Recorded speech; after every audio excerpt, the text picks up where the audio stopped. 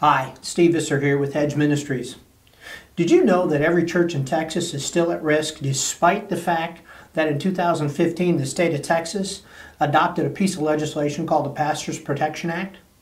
The Texas legislature recognized the important role these pastors play in our local communities, and they took a historic stand in protecting them from civil and criminal liability for simply holding fast to their religious beliefs. They stood up and they protected them. It was the right thing to do, and as a Texan, I was proud of Governor Abbott when he signed that bill into law. Well, there's another threat rising up against churches. In 2015, there were 248 deadly force incidents, resulting in 77 violent deaths on church property. That's a 1,600% increase in violent incidents involving churches over the last 10 years. Adding to this threat, ISIS is now calling for attacks on churches, specifically here in Texas. In response to these threats, prudent churches all across the United States are taking precautions. Tom Rayner, who happens to be the CEO of Lifeway, said that the creation of security ministries is the #1 trend in churches today. Churches are now actively engaging their own members in a ministry designed to keep watch over their church. These ministries are the most effective strategy available to a church, especially those smaller churches trying to protect themselves but battling those limited budgets. Ironically, the Texas Occupations Code presents a huge obstacle for churches in Texas wishing to implement such ministry. This is why Representative Matt Rinaldi is leading the charge in protecting these churches with the introduction of House Bill 421, the Church Security Protection Act. So here's the problem. Texas has an occupations code that governs private security companies.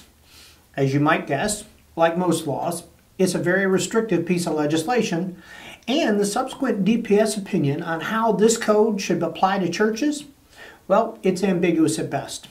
Together, they present a huge problem for churches. First, this code is a very obscure piece of legislation. Most churches, they'd have no idea it even exists, let alone how it might govern their ministry. So let's assume a church instituted a security ministry totally unaware of this law. This would not be out of the question considering churches all over the United States are opting for this type of ministry. Well, depending on how the church in Texas set it up, they could be subject to fines of $10,000 per each individual violation of this code. So what would be considered a violation?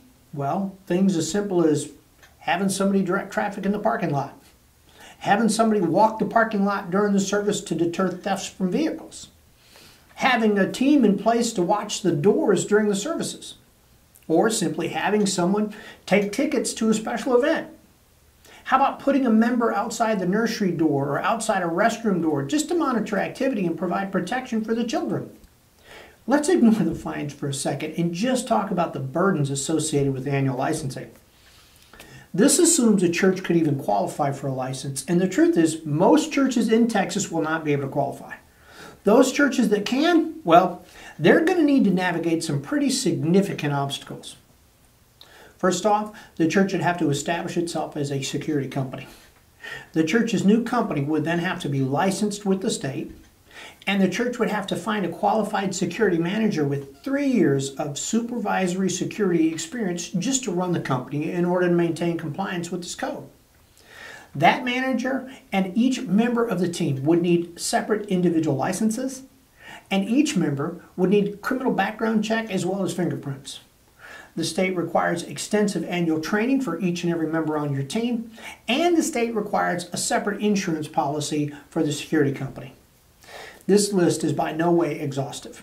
There are so many more hurdles, but hopefully this just gives you an idea of what these churches are up against.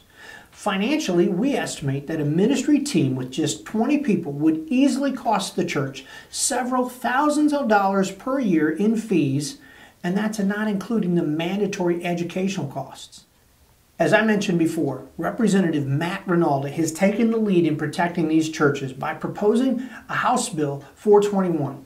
He calls it the Church Security Protection Act. This act simply exempts churches and their volunteers from this occupations code. This is a brilliant piece of legislation. It resolves every problem that I just laid out. You know, people of faith all across this great state, well, they need your help. We're not just talking churches.